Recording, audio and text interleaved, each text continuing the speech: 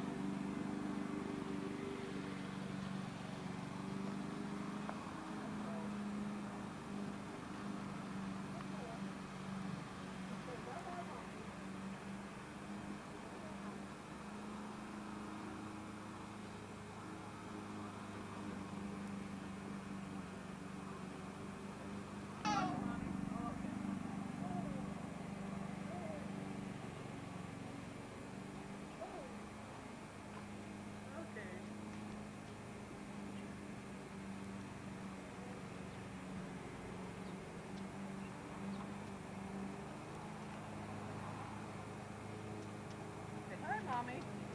Hi, Daddy.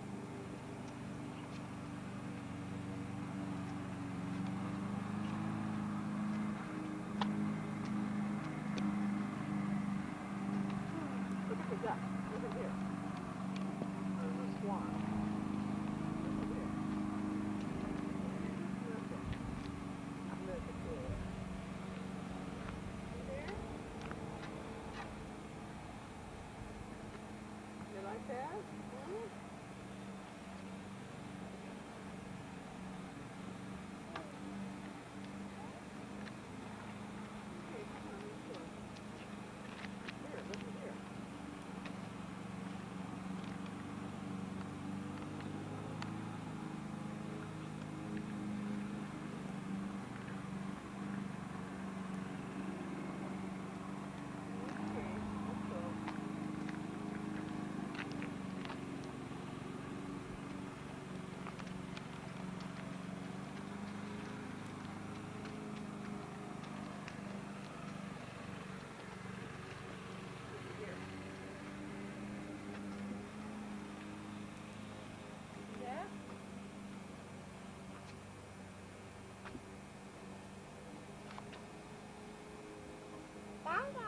Bye-bye, bye-bye.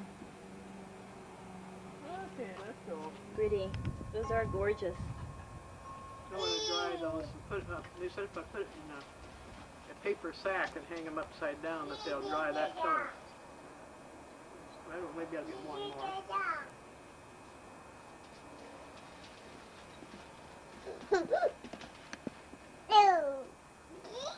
Aunt Esther had a lot of these, and not a lot of them, but she had a nice big bush of them in her yard, but I didn't. There. That'll do me. Ooh, ooh, ooh, ooh.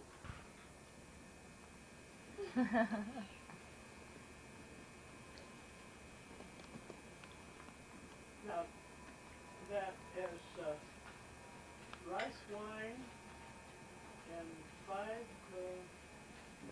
spice And garlic. and garlic and Chicken bouillon. and what else was it? That's about it. No, there was ginger. Ginger, yeah. You can do whatever you want too. You can add and take You away. get it on the way now.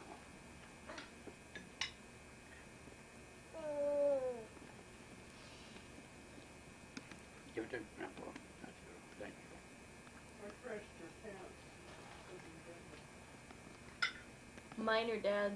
Yours that I Oh. shortened. Thank you.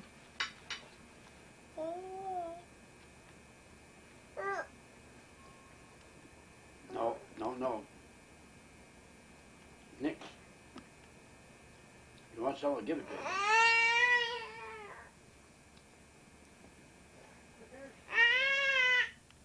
darn what? hungry.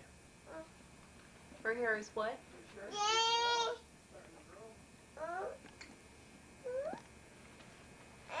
Did you eat good tonight?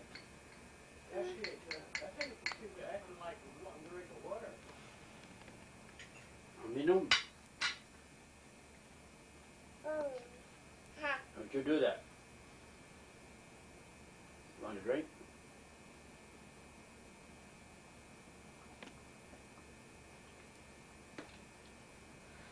Get this in your face now, you're gonna howl.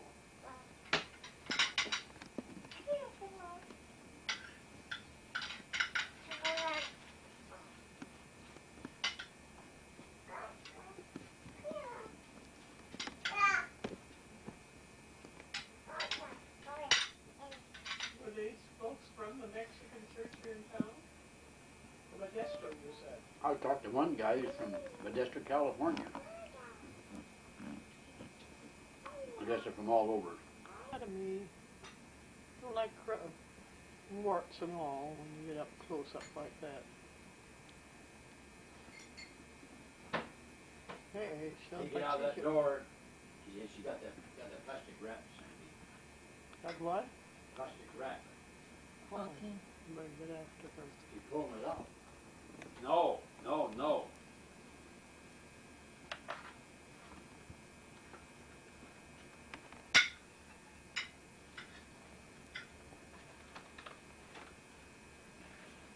I like to rattle them.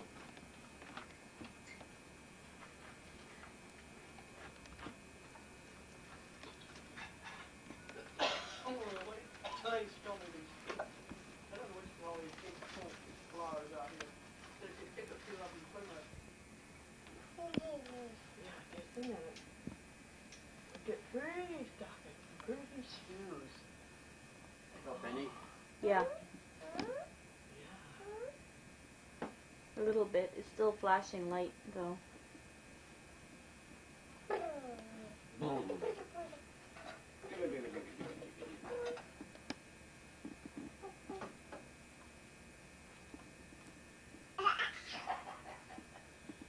she's a wizard at that. Sound like a motorcycle.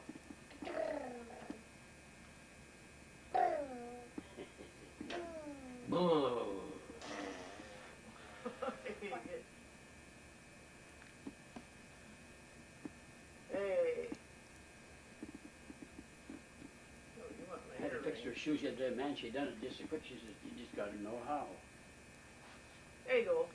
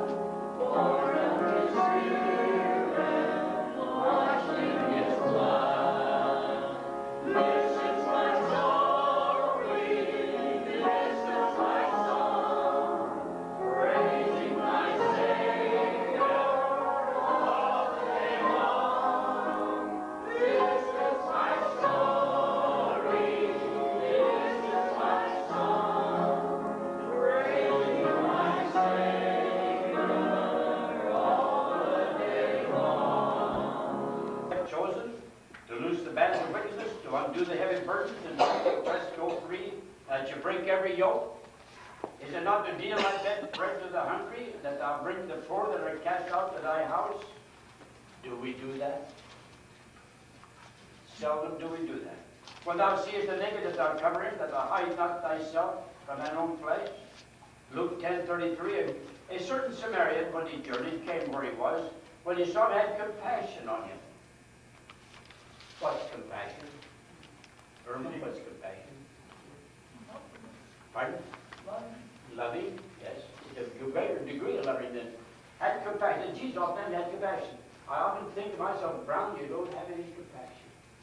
That's a terrible thing. Brother Brown, Yes. there's a vast difference in sympathy and compassion. And pity. Compassion is active. Yeah. Sympathy is words.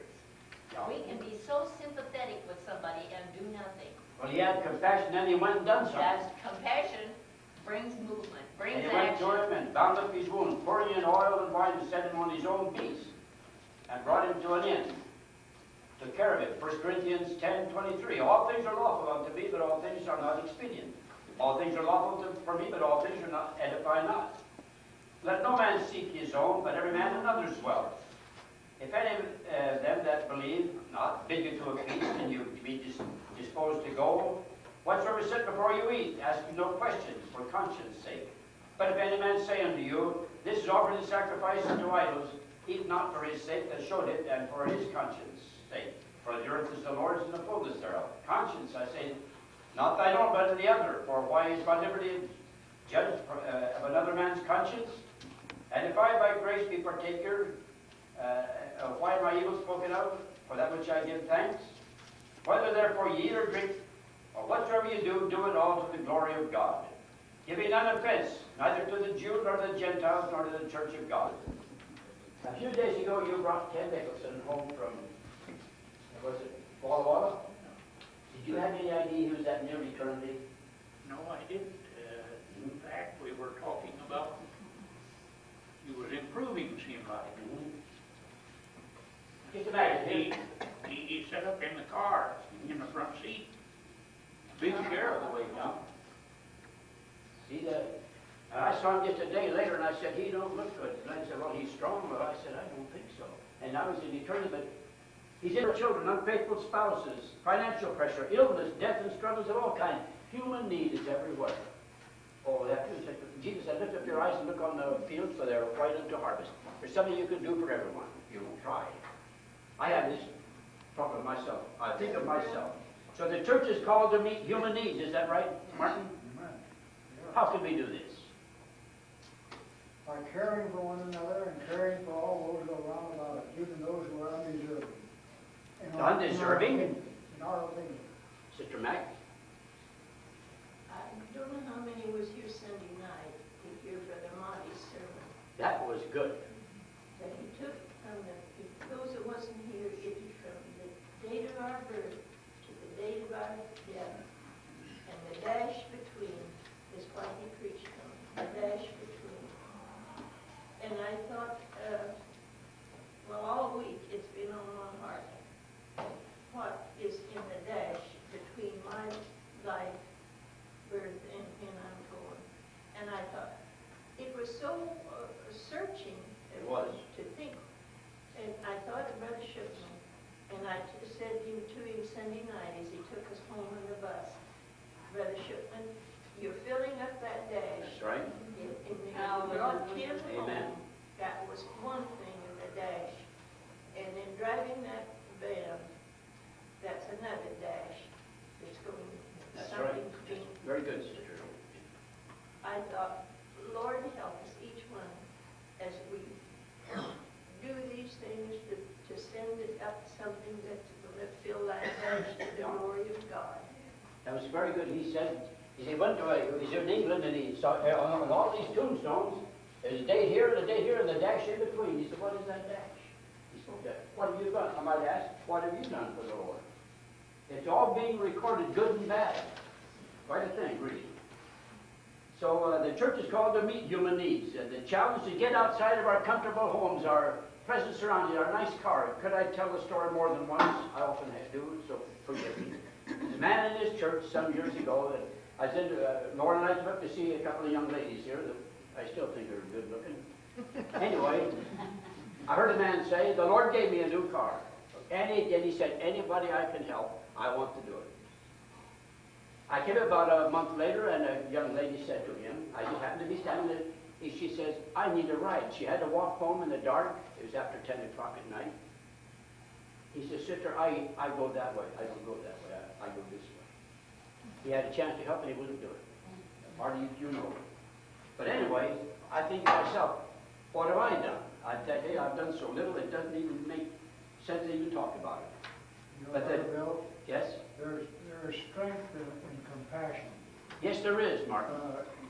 It isn't only among Christian people or church people, but you can take the Masons or the Eagles or Yeah. the Lions or Opticians or any of those That's groups, right. and they'll all tell you that unless they help others and do things for others, the associations or the groups will fall apart. Yeah. There is a strength that is given to all people, whether we're Christians or not. I know a lot of people who, they've got vans and different things, and they'll haul kids from Seattle clear down to the Masons. Seattle, a number of years ago, he had a little girl, this little bit larger than the crystal here, but she was seriously burned very seriously burned. And a man stopped on the street and said, my God, what happened to that child? He was a Mason. He said, he gave her a card. He said, you take this card and you go to a certain place and you give your name. And they sent Barbara and that girl down to Galveston, Texas, to a burn center. I appreciate that. Shriners. Well, Shriners. Well, she was a Shriner. They're Mason. They're Shriners, but they're. But no Christian done it that I know of. Could we have done the same thing? Could we have done the same thing? Yes, we could have. But oftentimes we can see need and not have compassion. You can just say, well, we'll pray for you. Yeah. Oftentimes that happens. Instead of doing something about it, well, hey, we just say, well, we'll pray for you. I don't hear Put some legs on them prayers. I don't hear, don't even do that. So more than fasting is needed. I have a little touch of a few titles here. And back in Isaiah's day, they had many religious ceremonies. Rituals, activities can be deceptive. These things can be deceptive, you know that? I was in a church service one time. People were praising the Lord, praising the Lord. Everybody's praising the Lord. And I like illustrations. Anyway, so I just was looking around. Well, while the lady was praising the Lord, she was piling her nails. Praising the Lord, piling her nails.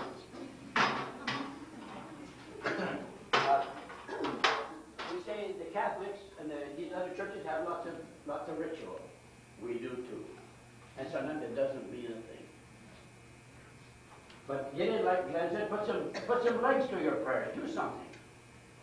Because people are hurting. But religious ceremonies can be deceptive. Because we begin to think that all that's necessary is to fast and to pray and to give a little and that meets the need, but nothing could be farther from the truth. Israel has been very punctual with their religious rituals, but God commanded Isaiah to sound the trumpet. Tell the people what's wrong. And if you want to be unpopular, I'll tell you what you do. Point out to people their sins. That's all you got to do, and you'll be very, very unpopular. Try it. Try it. They don't like it. I don't. But I need it. We're told in the Bible to admonish one another. Do you think you'd like that, Eddie? That's by admonish you. No, I don't. But it's helpful, I'll tell you that. I tell you, there's times when Mom caught me. I could always run faster than she could. But when she caught me and she administered a little bit of, you know what. You know, it actually felt better because I know that I had it coming. But the Bible tells us this, that God chastises us for our profit. So it might be more productive. Did you ever prune any trees, Lauren? Did you ever prune any trees? What do you do it for? Just because you want some activity, you want to get some exercise, that's all you done it for? Keep my arthritis going. Is that one of the reason you done it? No. Well, why did you do it for then? How could that Reproducing the... How could that cutting stick from the tree make a better crop? Just like that, when Lord cuts things out of our life. Exactly. Would you say that would be pleasant? No, sometimes it hurts. You bet it does.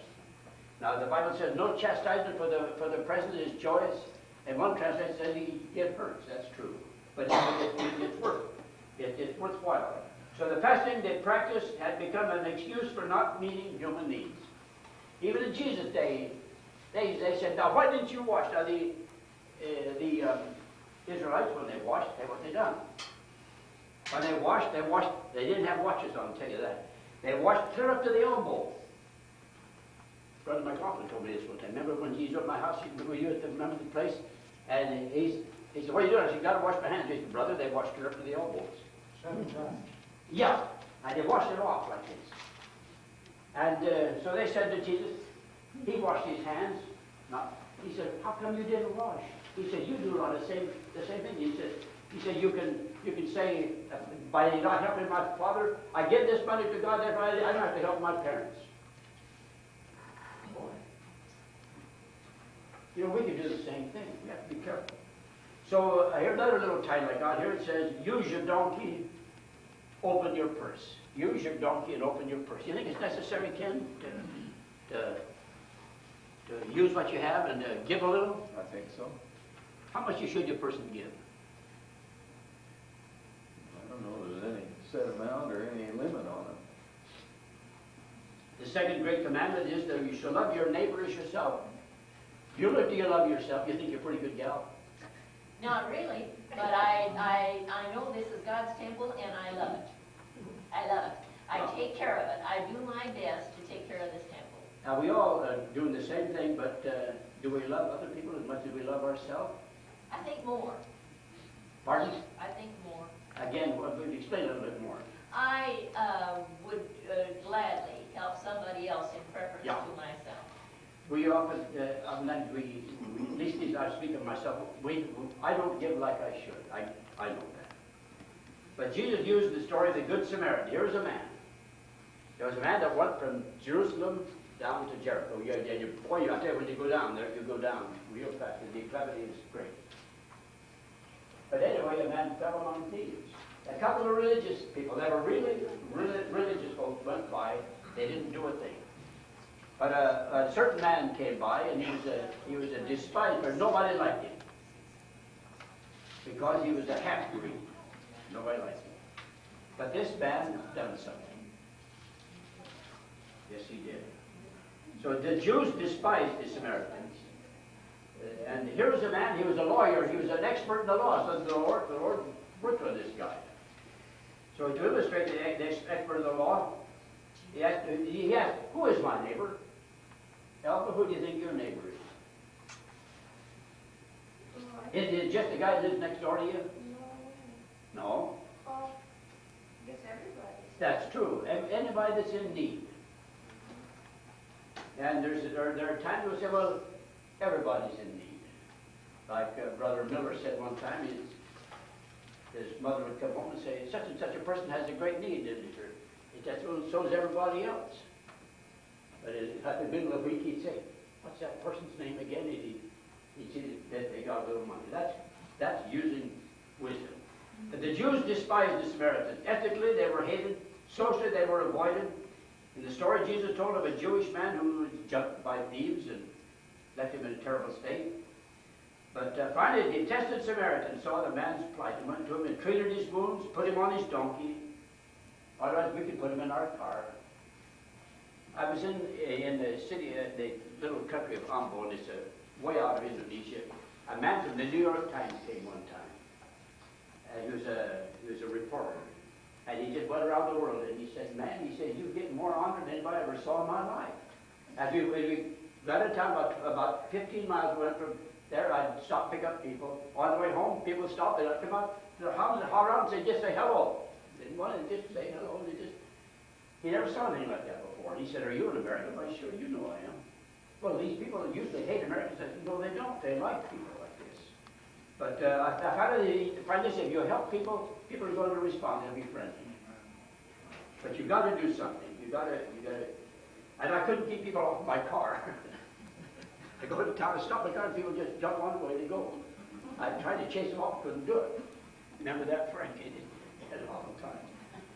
But this detested man done something to this man who was in great need. He took him to an inn. That cost money. And he took care of him, paid his bill. Think you'd do that, Mildred?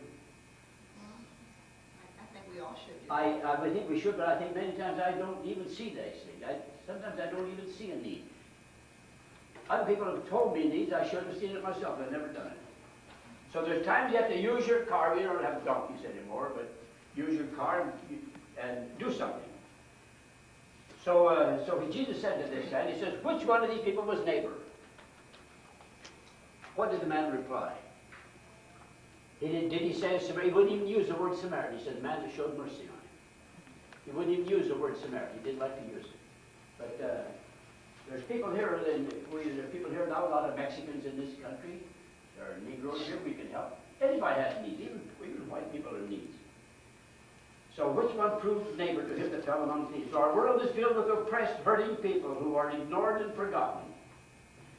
There's a story in here about a man.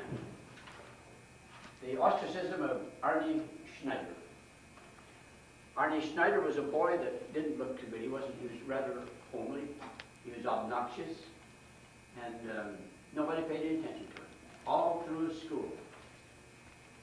He had an awful time because he made himself obnoxious. And the man that told the story about he sometimes felt sorry because he always sit alone. He sat down beside him once in a while. They talked about baseball. It's the only thing they had in common. But he talked about baseball to this boy. So this fellow told the story about off to college. He came back later and he saw this fellow that was out in front of the store sleeping on the sidewalk.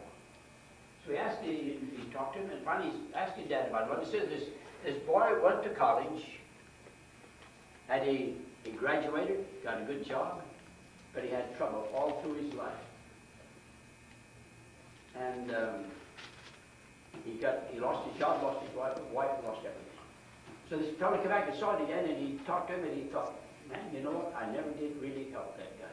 Francis, I want you to tell the story about the man that you met at your 50th reunion of these. Somebody's teacher told him something, and it followed him all his life. Oh, yes. I went Stand to... up. You can hear you better. My sister Irene and I went to our grade school reunion year before last. And there was one of the men, I was going to say young men, but he wasn't young anymore. But he was one of the boys that was in one of my classes. We had a little two-room school. And the teacher told this boy at the time, you'll never amount to anything. You're no good. And when their house caught fire, and she wouldn't even let him go to see the house being burned. She made him stay in during the recess hour or whatever it was. And he said, you know, that's followed me all my life. I've always felt that I was no good. And his wife said, well, you never told me that before. And so what people say really does influence people's lives. In this story, this man said he knew that this fellow had a good mind, but nobody ever challenged him. Nobody ever paid him attention. He just thought nobody cares. But when I got saved, the first thing that came to my mind, I ought to help others. I had 10 brothers and sisters that weren't saved, and it wasn't long until almost all of them were saved. Dad was a farmer, you know, and we worked on a farm. It wasn't long until all come to the Lord, excepting Harold. Harold came for a while. He was church secretary in Waldo, but he left soon. I don't think the man was ever really soundly saved. But anyway, about 10 of them at least come to the Lord. I really appreciated that. But who would be the social counterpart of the Samaritan in our culture? Are there people hurting today? Margaret, do you think there are people hurting today? Everywhere. What could you and I do to help them, Margaret? I run into people our age. What upsets me is they're not ready for heaven. They're living just like they lived all their lives. I'll tell you something that I was talking to my brother Claire last night on the phone. He told about a man